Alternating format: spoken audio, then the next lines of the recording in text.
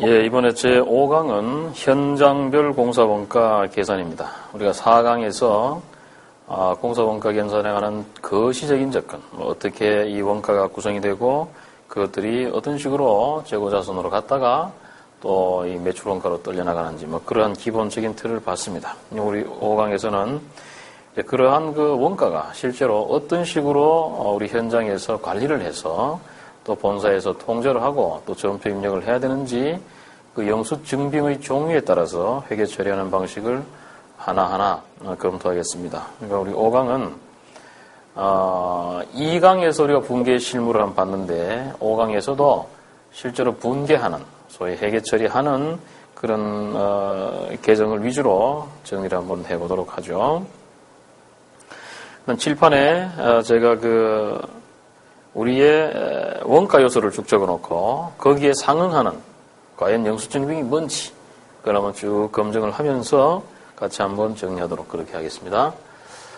우리가 원가라는 것이 하나, 둘, 셋, 네 개가 있다 그랬죠. 그죠? 그래서 첫 번째는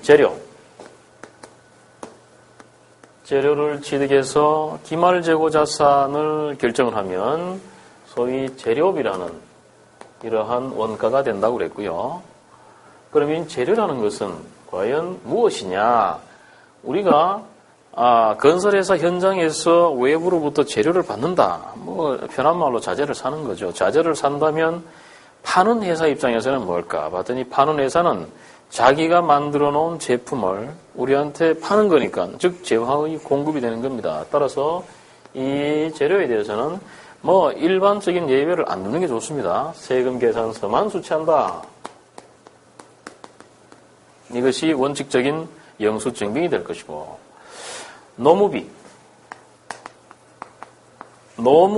인건비에 대해서는 외부로부터 수취하는 건 없습니다. 있다고 하면 인력회사에 대해서 무슨 알선 수수료 형식으로 일부를 받는다든가 그런 것들은 경비로 떨어지는 그러한 현실을 제외하고는 노무비에서 바깥에 받는 건 없는데, 그럼 노무비를 원가로 계산하자면 이제 우리 건설회사 입장에서 이 노무자에 대한 추력 대장을 구비를 하고 거기에 따르는 원천징수 영수증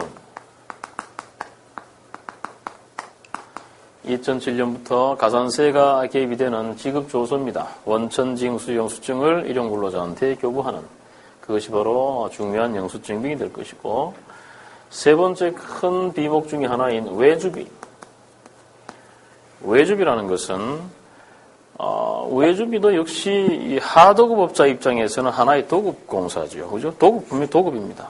도급인데 이 외주비에 대해서도 아무런 말이 없으면 도급에 대한 영수증빙인, 즉 용역의 공급에 따르는 세금 계산서를 우리가 받아야 될 것이고, 다만 그 외주비가 우리 부가세 할 때 잠깐 볼 수도 있겠습니다만은 상대방이 국민주택 건설 용역을 제공을 한다라고 한다면 거기에 대해서도 계산서라는 면세 혜택을 받을 수가 있는 거죠. 그래서 세금 계산서 또는 계산서를 외주비 증빙으로 수취하는 것이고요. 그 다음에 경비에 해당하는 각종의 지출에 대해서는 경비 가운데 예를 들어서 부자재가 있다, 소모품이 있다, 그러면 거기에 대해서는 역시 세금 계산서를 끊어올 수도 있고요. 또 경비성 지출 가운데 무슨 의료기관에 가서 직원들이 무슨 이런 치료를 받았다, 아니면 교육기관에 가서 교육 활동을 하는 데 가서 무슨 교육을 받았다, 이렇게 되면 거기에 대해서는 또 세금 계산서 대신에 계산서라는 걸 받을 수도 있고, 또 더 나아가서 경비 가운데는 간이가세자, 규모가 작은 업체들 중에서 간이가세 혜택을 받고 있는 간이가세자들로부터 재화나 용역을 공급받을 수가 있습니다. 그럴 때는 영수증을 교부를 받고, 우리가 이제 영수증이 실무에서 간이라든지 이렇게 부르는 그걸 얘기하는 거죠. 그거 외에 실은 사업자가 아닌 자로부터도 각종의 재화와 용역을 교부받을 수가 있는 거죠. 공급받을 수가 있는 거죠. 그럴 때는 이자들에 대한 수기영수증, 이런 것들을 이제 교부를 받게 되고, 물론 경비 가운데 또 무슨 기타 소득에 해당하는 것도 있고 여러 가지가 있습니다. 그러면 원천징수 영수증도 우리가 교부할 수 있다.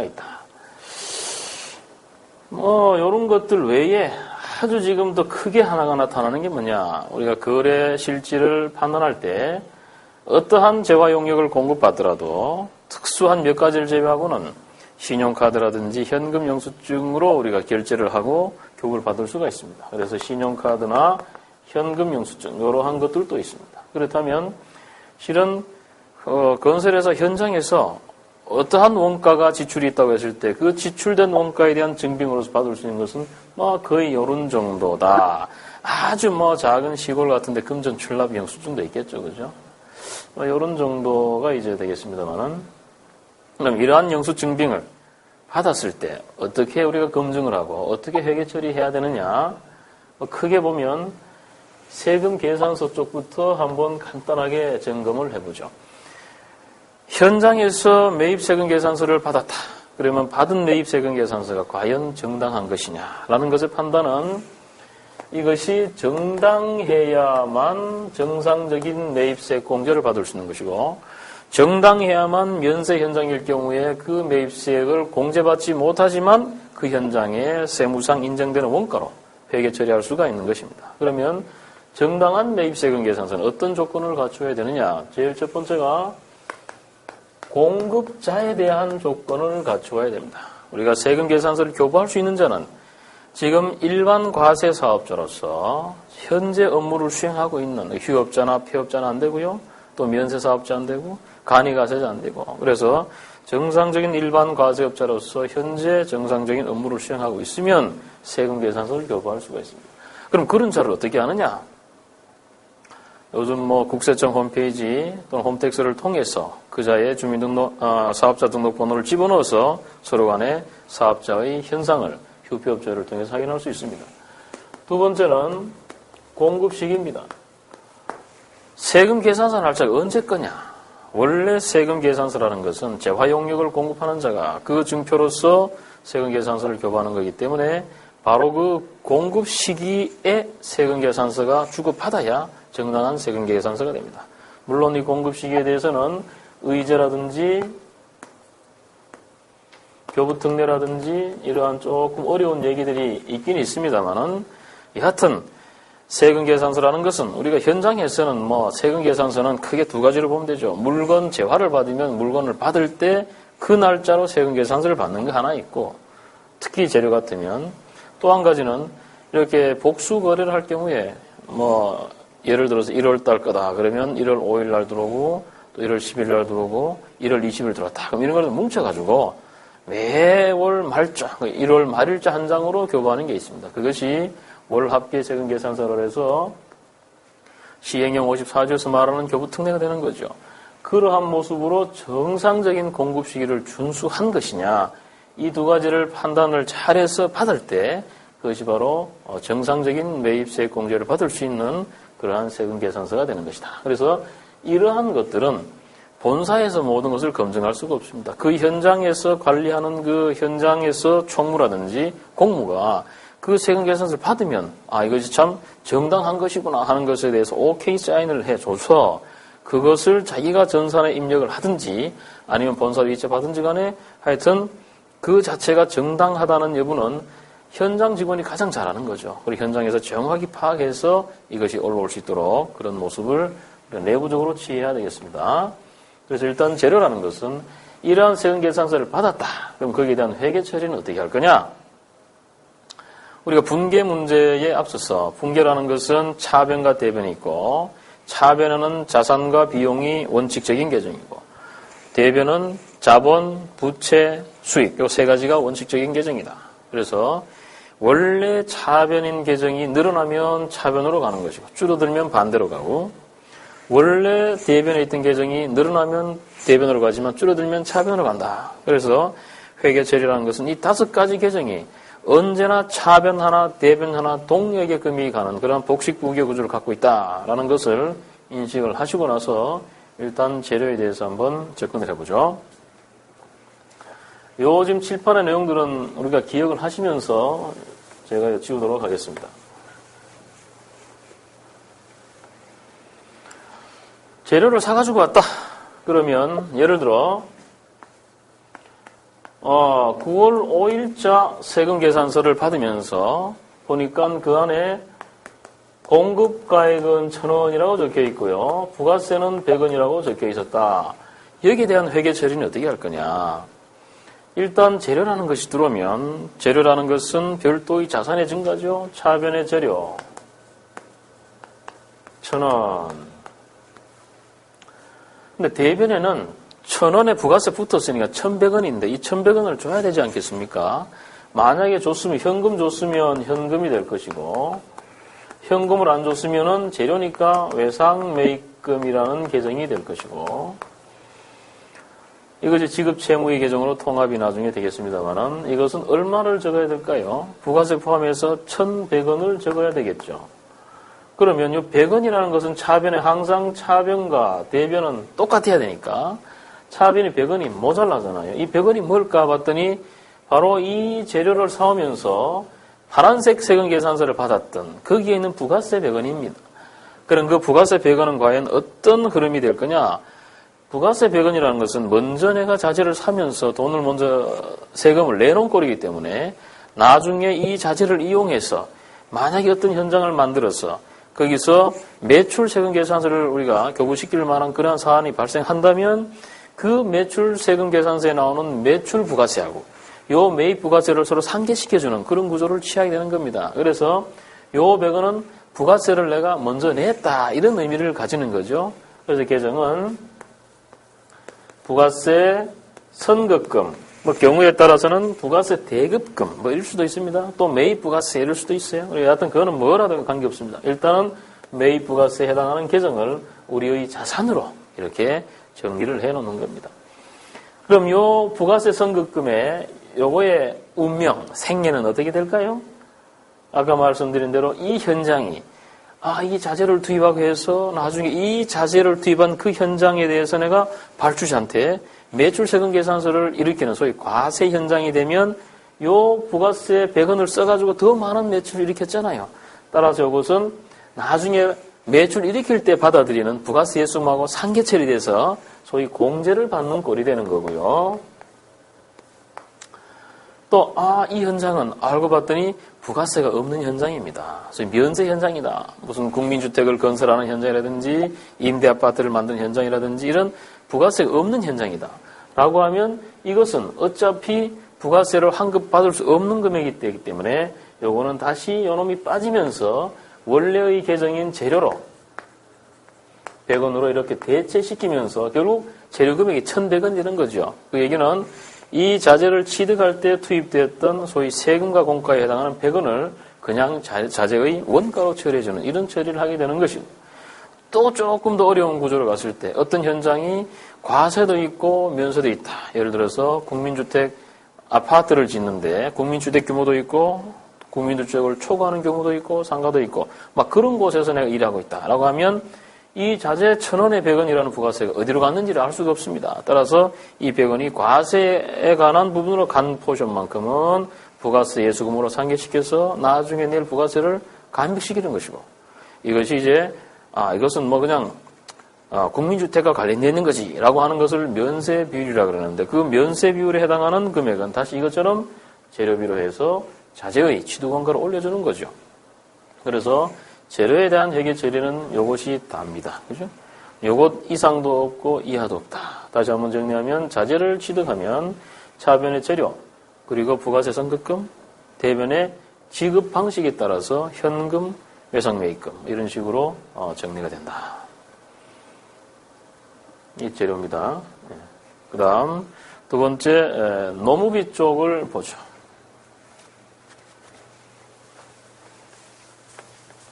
노무비에 대해서는 원천 징수 영수증을 교부한다 그랬는데 노무비라고 계정 처리하는 경우 있다 그랬습니까? 없죠. 그죠? 노무비는 공사원가 명세서라는 것을 만들 때 하나의 이합집산되는 큰 대분류의 하나의 계정에 불과한 거죠. 그러면 예를 들어 어떤 현장에 일용근로자가 있다. 이번에 쭉 며칠을 일을 시켰더니 일당 15만 원씩 해서 아이고 한 200만 원 줘야 되는구나. 그러면 차변의 임금 200만 원, 이렇게 회계 처리하고요.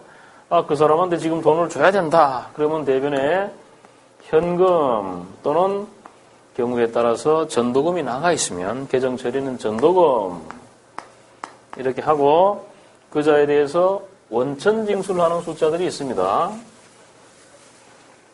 그래서 국민연금이나 건강보험 또는 산재에 대한 고용보험에 대한 실업급여 같은 거 일부를 원천징수하면 그놈을 빼고 또 이제 일용근로자라고 하더라도 일당 8만 원을 초과하는 금액에 대해서는 세율이 8% 그리고 여기에 대해서 근로소득세 공제가 55%가 돼가지고 결국 원천징수하는 소득세는 3.6%입니다.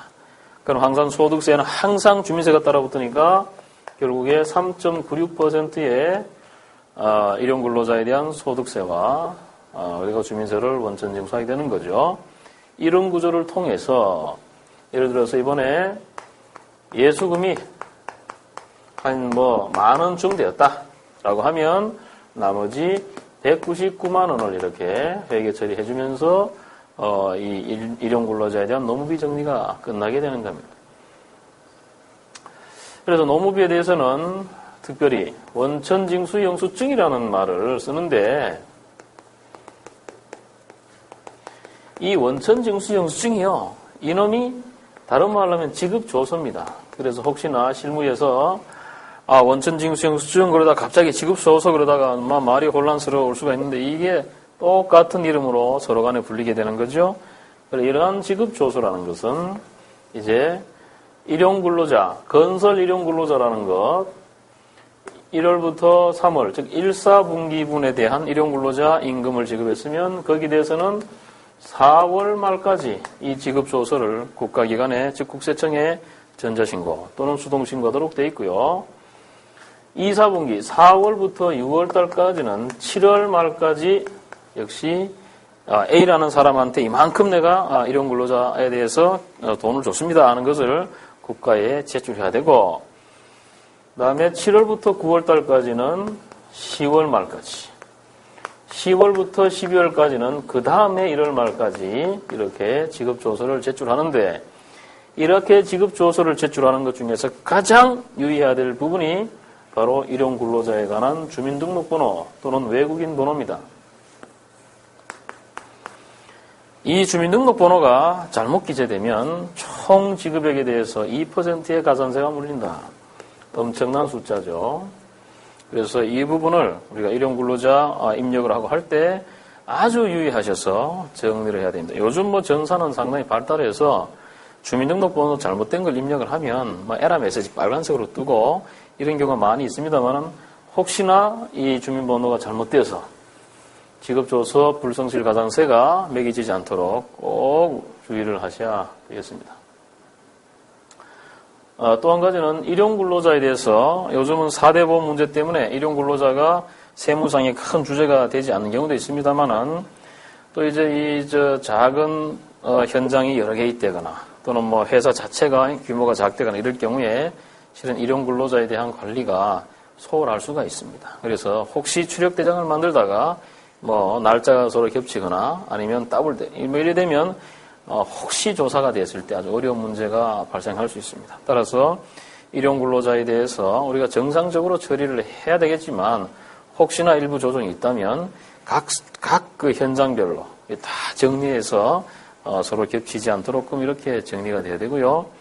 농담스러운 얘기지만 간혹가다 조사할 때 이 국세청에 우리 공무원들이 나오면서 그 현장에 관한 그 지역의 날씨까지도 조사한다는 그런 얘기가 있습니다. 날씨를 조사해서 비 오는 날 무슨 날짜가 겹치면 다 문제가 발생하겠죠. 어떻게 보면 거짓말이다 하는 것이 탄로나는 그런 주장도 간혹가다 발생하기 때문에 가급적이면 정상적인 실제 모습으로 가되 혹시나 여러 가지 측면이 있으면 잘 생각해서 이 날짜 그리고 주민번호 에러 없는 모습으로 관리가 됐으면 하는 그런 말씀이 되겠습니다. 그 다음에 세 번째는 계산서, 외주비에 대한 계산서.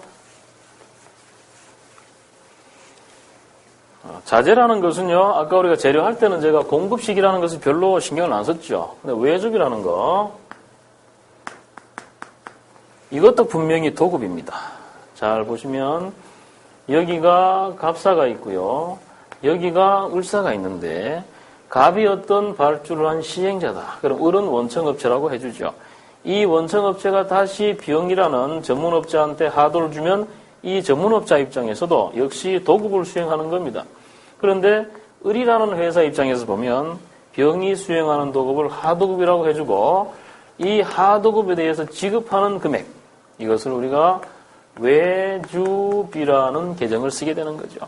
이 외주비라는 거 통상 적법 하도급에 관한 외주비를 계상을 해야만이 실은 실적신고라든지 또 우리가 산재고용 신고할 때 아주 합리적인 틀을 짤 수가 있는 거죠. 그래서 이 외주비에 대한 금액을 결정할 때 언제 얘를 외주비로 계상을 해야 되느냐. 다른 말로 하면 하도급업자로부터 언제 세금계산서나 계산서를 청구받아야 되느냐 하는 그것이 대단히 큰 주제가 되겠습니다. 일반적인 모습은 많은 경우에 원청업체가 외주비에 대한 하도대금을 줄 때 공급식이나 이 공급가액을 상당히 이렇게 자의적으로 바꾸는 그런 경우도 많죠. 근데 실은 그럴 경우에 하도업체보다가 이 공급식이나 금액을 바꾼 그러한 원청업체가 세무상 리스크는 훨씬 더 큽니다. 그렇기 때문에 혹시 이 날짜를 바꿨다, 금액을 바꿨다 그러게 되면 반드시 그 바꾼 것이 적법하다라는 각서나 합의서를 이렇게 항상 업데이트 시켜서 변경계약 형식으로 우리가 보관을 해야 되겠다 하는 거죠. 자, 그러면 이 외주비라는 거, 과세 현장 같으면 세금 계산서를 받을 거고요.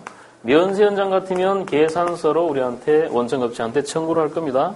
이러한 것들이 과연 적절하냐? 소위 과세 면세가 겸용이 되어 있으면 이 금액이 잘 나눠졌느냐? 그것이 바로 우리가 과세 표준 안분이라고 하는데 이런 주제들은 건설 부가세의 핵심 주제가 되겠습니다. 그래서 우리가 외주비에 대해서는 세금 계산서를 받을 때가 있고 계산서를 받을 때가 있고 그것이 과연 제대로 오는 때냐 하는 것들은 보다 구체적인 부가세에 관한 공부를 할 때 추가적으로 보기로 하고요. 일단 외주비에 대해서 올바른 공급 시기에 올바른 금액을 하청업체가 우리한테 청구해봤다라고 하면 회계 처리는 어떻게 할 거냐? 먼저 선금을 청구해봤다라고 하면 선금이라는 것은 공사 원가가 투입되는 그런 시기가 아닙니다. 따라서 차변에 공사 선급금, 대변에 공사 미지급금 이렇게 분결을 하고 만약에 세금 계산서로 청구해왔다. 그러면 다시 요 밑에 부가세 선급금 이렇게 들어가는 것이고 계산서는 요 분계가 없습니다. 두 번째로 이제 기성금을 청구해왔다. 기성금을 청구해 오면 통상 이 선금은요. 기성고를 정산할 때 합쳐서 정산되도록 되어 있습니다. 그래서 기성금이 청구해 올 때 비로소 차변에 외주비라는 원가 계정이 들어가는 것이고 대변에 공사 미지급금 마찬가지로 부가세는 밑에다가 이렇게 달라붙는다. 그러면 이러한 공사 미지급금을 준다. 돈을 줬다. 그럼 어떻게 할까요? 편하지요, 뭐, 그죠? 대변에 공사 미지급금이 차변으로 즉 부채로 있었던 것이 부채가 줄어드니까 차변으로 빠지면서 우리의 자산인 돈이 대변으로 나가면 되는 거죠. 그것이 우리가 회계 처리다. 뭐 특별히 어려울 게 없죠. 그 다음에 외주비 이외의 각종의 경비성 지출이 일어났다. 그럴 경우에 여러 가지 이제 증빙들이 들어오고 거기에 대한 회계 처리가 일어날 텐데 먼저 신용카드 부분 하나 보죠. 신용카드 매출 전표를 받았다. 소위 결제를 하면서 신용카드로 끌었다. 결론적인 말씀을 드리면 신용카드라는 것은 세법에 즉 부가가치세법 이해할 때 얘는 영수증으로 봐주는 것이고요. 다만 영수증으로 봐주지만 그것이 부가세에 대한 매입세 공제를 받을 수 있는 아주 중요한 틀이 되게 되는 겁니다. 그래서 이 두 가지가 모두 다 가능하도록끔 신용카드를 받으면 어떤 식으로 분개할 거냐? 예를 들어 어떤 사무용품을 샀습니다. 사무용품 사면서 신용카드로 결제했다. 그러면 차변에 사무용품비하고 이렇게 하고 대변에 신용카드니까 다음 달에 결제되잖아요. 미지급금 이렇게 처리하는데 그것이 예를 들어 1,100원이다 라고 하면 이게 1,100원이고 얘가 1,000원에 얘가 부가세가 100원이 되는 이런 모습이 되는 거죠. 그래서 이러한 모습으로 정리가 되는 것이 신용카드에 관한 회계 처리가 되겠습니다. 그래서 만약 신용카드를 개인카드로 결제했으면 대변은 현금이 되는 거고요. 법인카드면 저것처럼 미지급 처리했다가 향후에 매입세액공제를 받는 그런 틀로 정리를 하면 되겠습니다. 예, 그리고 지금까지 이제 그 세금 계산서나 계산서 또 원천징수에 관한 여러 가지 정리 방법을 분개하는 내용을 봤습니다. 마지막으로 30쪽에 나와 있는 한 몇 가지 주제를 간단하게 정리를 하도록 하죠. 3번이 선급공사원가의 정리 방식 익히기입니다. 우리가 선급공사원가라는 것은 조금 정도가 높은 주제에 해당합니다. 간단한 정리를 해보면 예를 들어서 공사에 착수하기 전에 어떤 수주비에 관한 금액이 들어갔다든가 이런 금액이 발생했을 때 그것을 어떻게 처리할 거냐 하는 것이죠. 첫 번째는 공사 착수 후에 공사원가로 일괄 일시 대체되는 것들이 있습니다. 이거는 순수한 공사원가에 해당하는 경우에는 실제로 착공과 동시에 그 원래의 원가 계정으로 대체시키는 것이고, 두 번째로 수주비라든지 이주비 대여금이자 그리고 특정 모델 하우스에 대한 그 투입 원가 이런 것들에 대해서는 그 수익이 향후에 발생을 한다. 그래서 그 수익과 대응하는 모습으로 즉 공사 진행률에 따라서 선급 공사 원가로 놔뒀던 것을 공사 진행률을 곱한 숫자를 역으로 공사 원가로 산입해주는 그런 처리를 하는 조금 고급스러운 주제가 되겠습니다. 다음 네 번째는 가설제. 이 가설제라는 것도 현장에 보면 실제로 뗐다 붙였다, 비계나 또 동발이나 이런 것들 각종 거푸집 이런 가설제라는데 이러한 가설제에 대한 회계 처리도 건설업 회계 처리 준칙 시절에는 전부 다 재료로 처리했지만 기준서 12호가 나오면서부터 강간비계라든지 이러한 금속성 가설전 유형자산으로 보내라 이런 그 규정이 나왔습니다. 그래서 어떤 형식이 됐든지 간에 가설제라는 것은 유형자산으로 처리하든지 아니면 종전처럼 재고자산으로 처리하든지 간에 회사 내부적으로 가설제 평가표를 하나 만들어 놓고 그 현장에 속해 있던 그 시점에 과연 가설제가 얼만큼 가치가 떨어졌겠느냐 이 표를 만들어서 그 금액만큼을 그 현장의 재료비로 이렇게 정리를 하도록 하고, 하나 유의하실 것은 중소건설업체 가운데 이 가설제에 대한 회계 처리를 처음에 가설제로 처리해놨다가 결산 시점에 잊어버리든가 이래가지고 가설제가 계속 쌓입니다. 전체적인 자산이 10억, 20억 정도 되는 아주 소규모 건설회사임에도 불구하고 가설제가 몇 억이 쌓인 경우도 많고요.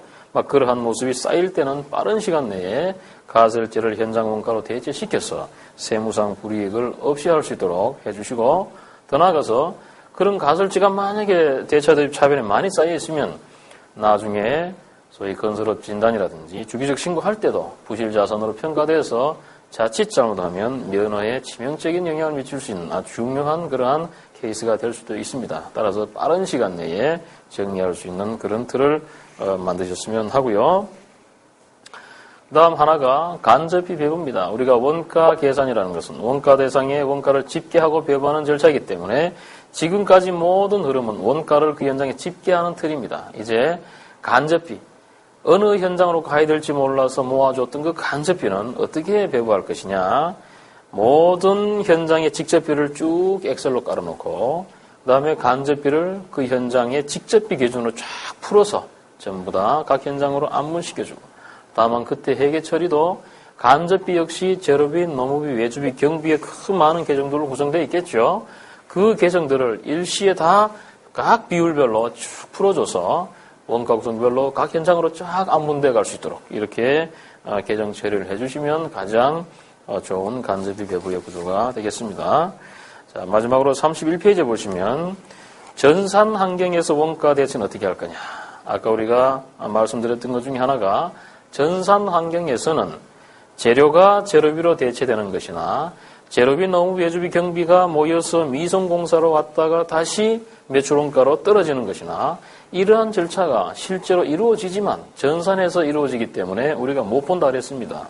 우리가 직접 전산 입력을 하지 않는다. 뭐 그런 상황이 일반적인 현상인데 그러더라도 결산이 임박하고 결산 한번 하고 나면 한번 이렇게 돌아가셔서 재료가 기말 재고를 넣었더니 차변의 재료비, 대변의 재료 이런 문제가 생겼구나. 또 미성공사라는 것을 전부 다 매출원가로 떨려고 결산했더니 차변의 재료비, 농업비, 외주비가 대변으로 빠지면서 차변의 미성공사가 오는 순간에 미성공사가 오면서 곧바로 빠지면서 이것이 바로 공사원가로 가는 붕괴가 되었구나 하는 것들을 한번 직접 여러분들이 눈으로 익히시길 바랍니다. 31쪽에 나와 있는 그 흐름이 바로 그런 거죠. 그래서 전산 환경에서의 원가 대처라는 것은 각 현장별 원가 자료 입력 시에 현장 코드를 잘 입력을 해주면 역시 직접비는 이미 집계가 된 것이고, 그리고 각종 원가가 전부 다 산정이 되고 나면 재료비를 대체시키고 그거 자체가 결산 점표를 하게 되면 미성공사나 미완성 주택으로 개정 대체가 되면서 이제 진행 기준을 쓴다면 매출원가로 떨어나가고, 진행 기준이 아니면 기말 재고, 미성공사나 미완성 주택으로 남아있는 그런 현상이 된다 하는 그런 틀이 되겠습니다. 거기에 대한 의미가 31페이지 하단부에 나와 있는 그림인데, 이 그림은 우리가 그 다음에 건설 손익의 인식을 우리 참 쭉 점검한 다음에 여러분들이 다시 돌아오셔서 보시면 이게 그런 의미구나 하는 것들을 충분히 알 수가 있겠습니다. 자, 이것으로 해서 건설 원가 계산을 마치겠습니다.